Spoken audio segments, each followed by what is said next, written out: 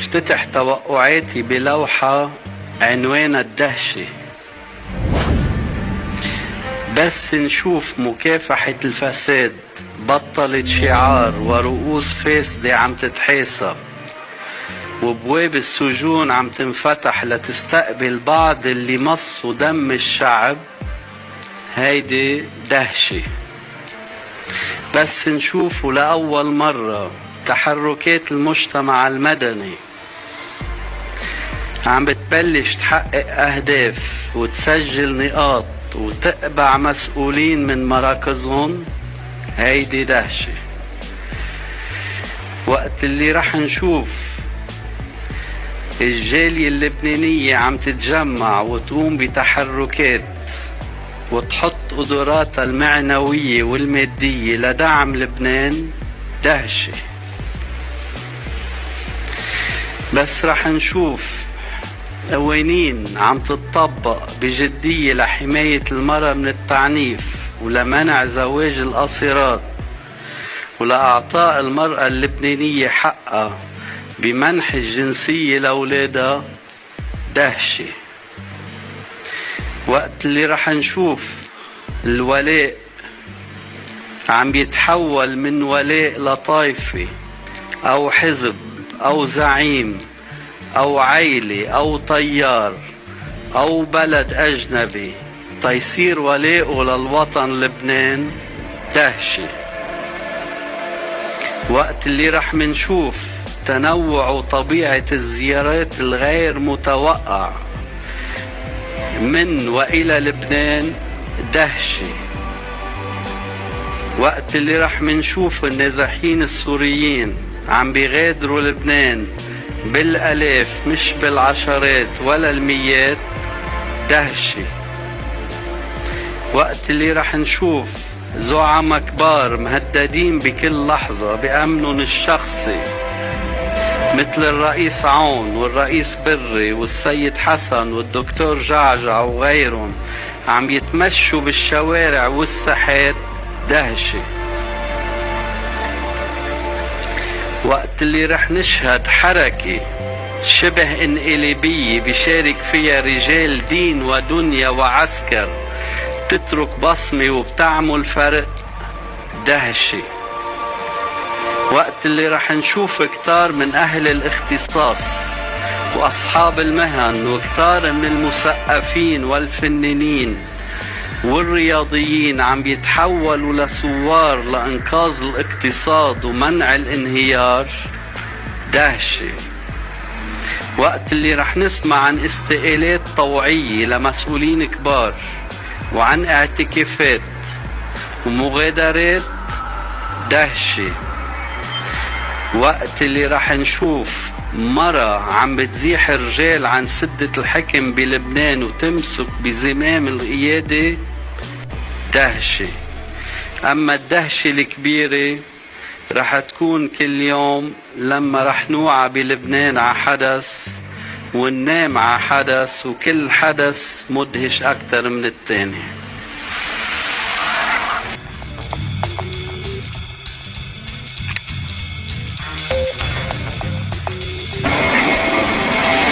بيتسابقوا الإعلاميين بقوة للوصول إلى ميدان سبق الخيل. بيلف الحزن مركز وسيلة إعلامية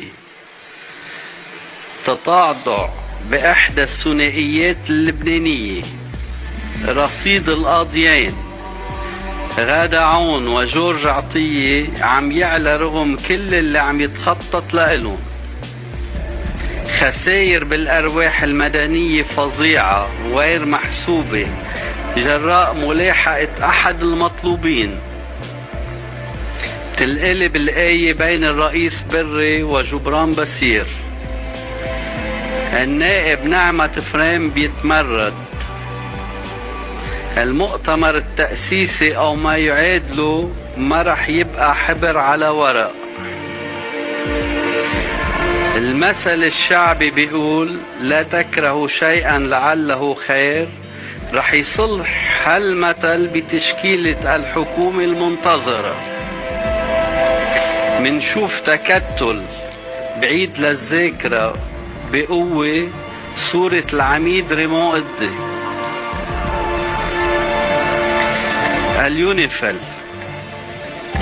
اليونيفيل بورطة وما رح يكون على الحياد. مشهد غريب غير مألوف بسما لبنان. محافل تشهد إطلالات مميزة لربيع الخولي.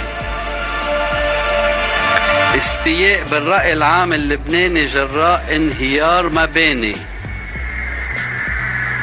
هالمرة بتهب العاصفة بالأجواء الخاصة بإحدى موزعات التلفزة بلبنان. بصر تيمور جنبلاط وبعناد على التفرد برأيه ومواقفه مهما كان الثمن. الوزير الياس بوصعب هو جريء وصريح وسيسيء البعض فهمه. وسيلة نقل رح تكون وسيلة لتنفيذ عملية كبيرة.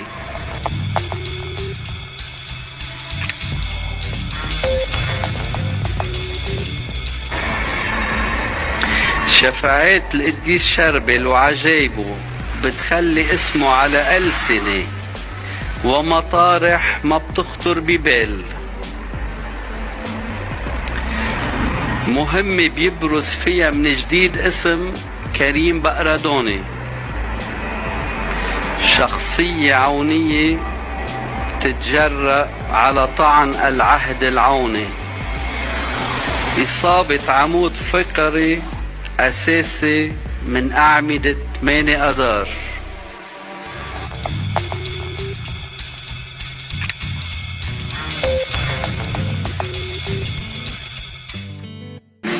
البطرك الراعي بكرة ما رح يكون بطرك امبارح، لا بمواقفه ولا بوقفاته ولا بقراراته، واطمئنان واسع على صحة البطرك.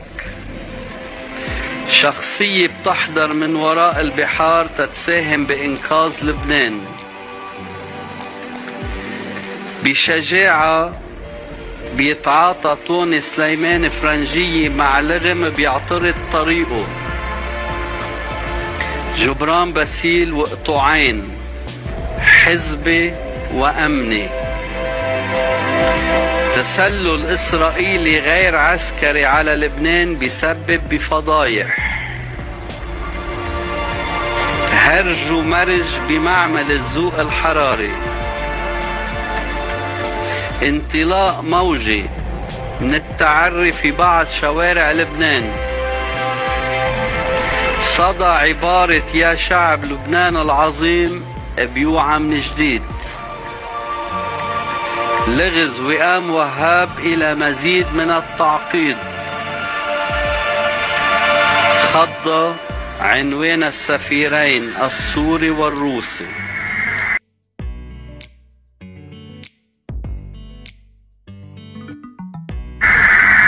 قصة سركيس ما انتهت مع الانتخابات النيابية. تهديدات جريئة للكيان الشيعي اللبناني. محاولة جريئة بتتلائم مع جرأة سليمان فرنجية. الوزير الجريساتي رغم محاولة إبعاده ما رح يكون بعيد. حرية الرأي والتعبير شرارة لتطهير أحد المسؤولين. إحدى الزيارات ذات الصلة بالسفير السعودي بتلهب السياسة اللبنانية. استراتيجية ذات طابع أجنبي لإنتاج طاقة 24/24 ولبلد 0 نفايات. حركة عمرانية غير سكنية بتكسر جمود البلد. المكان ساحة، وبشدد على كلمة ساحة، ورح تشهد حدث الأحداث بلبنان. عمل فني جريء بيستدعي توقيف أحد المخرجين والممثلين. طوق أمني حول أحد المراكز التجارية. نهضة بالزراعة اللبنانية واسم مدير عام الوزارة بالضوء. أحد بيوعي كلمة بلطجي أو ما يعادلها من جديد تتصيب أكثر من هدف. نبأ بانتظار ممثل بمسلسل ثورة الفلاحين، محاولة زج الرياضة اللبنانية حتى بالعقوبات الأمريكية. صدى صوت فارس سعيد ونوفل ضوء رح يكون له تمن.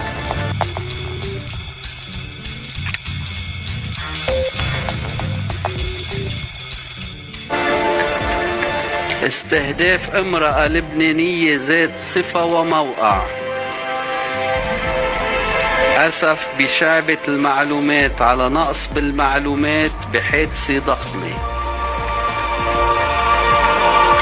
بصار الوقت مواجهة ملفتة وخارجة عن المألوف. البرنامج خرق لأمانة أحد المجالس بيودي لأبعد من فضيحة. بشعار التغيير والإصلاح بقرأ التغيير بوضوح، أما الإصلاح فصورته رمادية أو باهتة. نهار رياضي مأساوي بلبنان، سقوط رمز أساسي من رموز الطائف. تتوجه العيون بقوة على أوركسترا قوى الأمن. الباسيلية إلى بقاء وتوسع مع جبران باسيل وبعده. يوم غير سياحي في محيط الزيتونة باي. إحدى المناسبات بتكون تقيلة على وليد جنبلاط.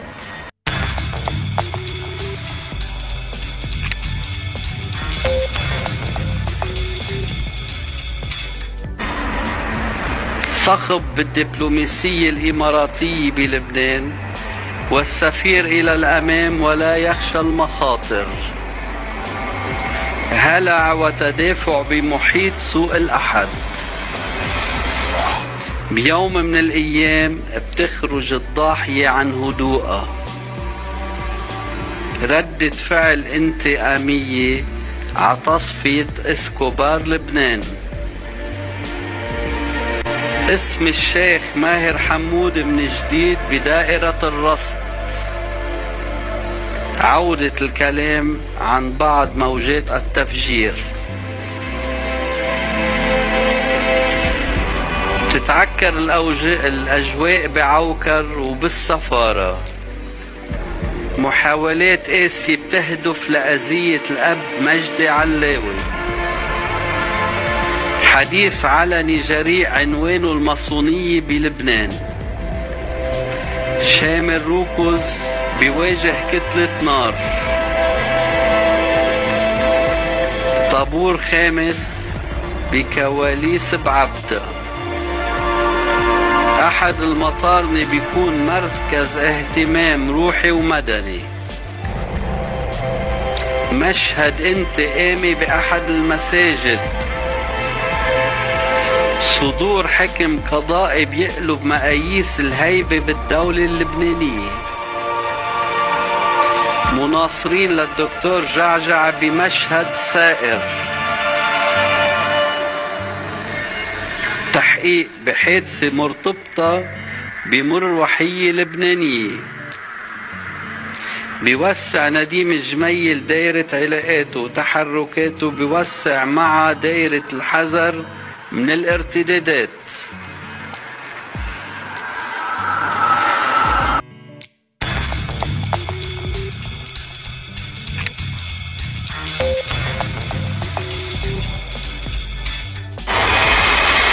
لاعب كرة سلة شهير بيعمل أزمة. انكشاف بعض الزيجات السرية بتحدث ضجة إعلامية كبيرة. تولع بالجامعة اللبنانية. دم فلسطيني بسلاح فلسطيني. ينطلق العد العكسي بمصير فضل شاكر. إجراءات فورية بترافق حركة مشبوهة لمنع دخول أو خروج شخصية من وإلى لبنان.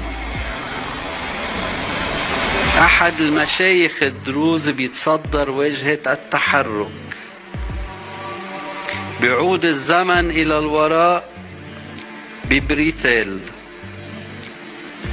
تتدخل السياسة السورية بالكنيسة اللبنانية.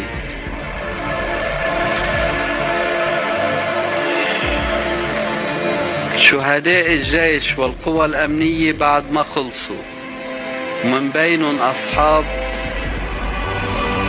برتب عالية.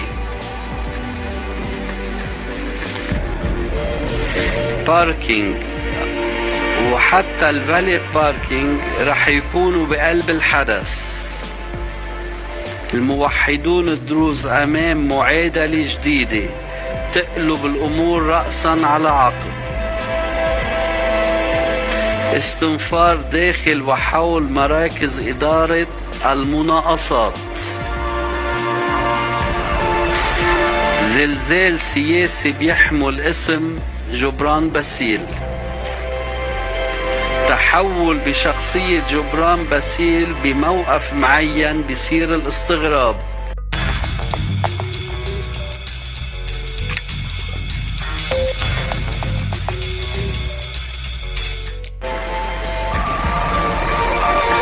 بمكان ما منشوف الرئيس عون عم بيطيح بمقولة بي الكل. انتبهوا من غضب وخطر الطبيعة بلبنان واحتاطوا. حركات وتحركات غير عادية بصفوف بعض الأجهزة الأمنية. الدكتور مصطفى علوش بمواجهة مقلقة. أحداث بتتخطى حدود الألغاز بعالم الطيران اللبناني.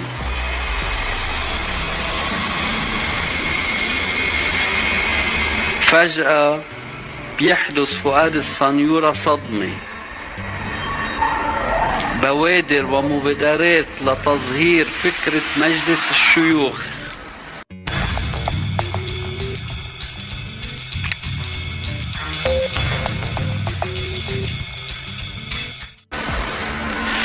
بولا يعقوبيان نائب لخطين، خضة سياسية وخضة عاطفية. مفاجآت ببلدة القاع. بضوي اسم بلدتين من لبنان بالعالم. نكسة بالدبلوماسية ونكسة بالخارجية بوزارة الخارجية والمغتربين. دمعة بعين التينة. خطط غير بريئة للنيل من سماحة المفتي دريان. شايف ابواب مدارس مسكرة بعز فصل الدراسة والسبب مش اضراب. جو معلوف هالمرة بيكسر الجرة. لغز العلاقة المستقبلية بين لبنان وإسرائيل مفتاحه البلوك 9 تحت المي. بالصورة شعار طيران الشرق الأوسط شاحب اللون. بروز شخصيات من طائفة الروم الكاثوليك وتعزيز دور الطائفة بلبنان والمنطقة. تطور على أرض المدينة الرياضية بيسكر بوابها لفترة. بانتظار وزير المال علي حسن خليل أمرين: مواجهة شرسة ولقب جديد. القائد جوزيف عون رجل المرحلة والآتي أعظم. نادر وأحمد الحريري بيتقاسموا الشاشة. الوزير سيزار أبي خليل في مشهد شغب وعنف.